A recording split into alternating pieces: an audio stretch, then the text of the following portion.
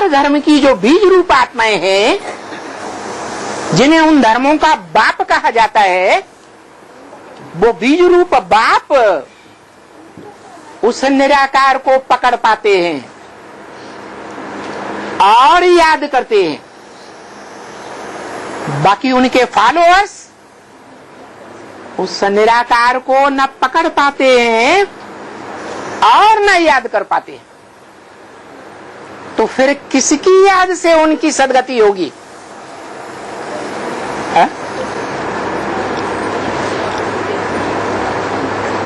निराकार की याद से सदगति होगी या निराकार जिस साकार में आता है उसकी याद से सदगति होगी?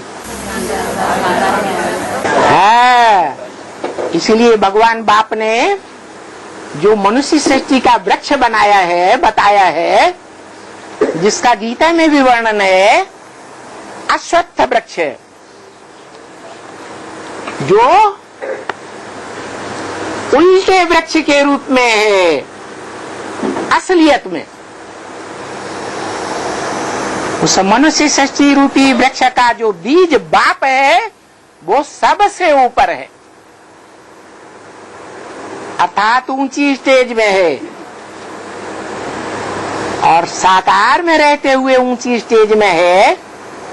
निराकारी स्टेज धारण करता है या शरीर छोड़कर ऊंची स्टेज धारण करता है? साकार शरीर में रहते हुए ही जैसे धर्म पिता ही निराकारी स्टेज में दिखाई जाते हैं। क्राइस्ट को देखो, ध्यान से देखो, उनकी आंखों को देखो, चेहरे को देखो। वो देखने से वो आत्मा ऊंची स्टेज वाली दिखाई देती है, निराकारी धाम से आई हुई दिखाई देती है या साकारी दिखाई देती है? सभी धर्म पिताएं, चाहे क्राइस्ट हो, बुद्ध हो, गुरु नानक हो, शंकराचार्य हो, सभी आदि में निराकारी स्टेज में होते हैं। फिर देहधारी में प्रवेश करते हैं, इसलिए संग का रंग उनको लग जाता है। वो कोई भगवान तो है नहीं जिनको संग का रंग न लगे। संग का रंग लगने से वो सब धर्म पिताएं नीचे उतरते जाते। तो देखो, वो नास्तिक से नास्तिक आत्माएं भी सृष्टि रूपी रंगमंच पर उस साकार पार्टदारी को, जो निराकारी स्टेज में होता है, धर्म पिताओं से भी जास्ती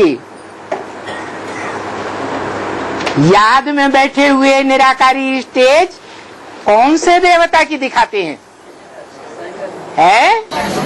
शंकर की दिखाते हैं, जिसका नाम शिव के साथ जोड़ा जाता है, क्योंकि समान स्टेज प्राप्त कर लेता है।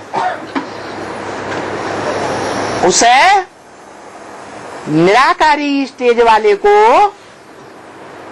मनुष्य सृष्टि के बाप को, जो अपनी संपन्न स्टेज धारण करता है बीज रूप, उसको इस सृष्टि रूपी रंगमंच के सारे ही मनुष्य मात्र याद करते हैं, और याद करके पतित से पावन बन जाते हैं।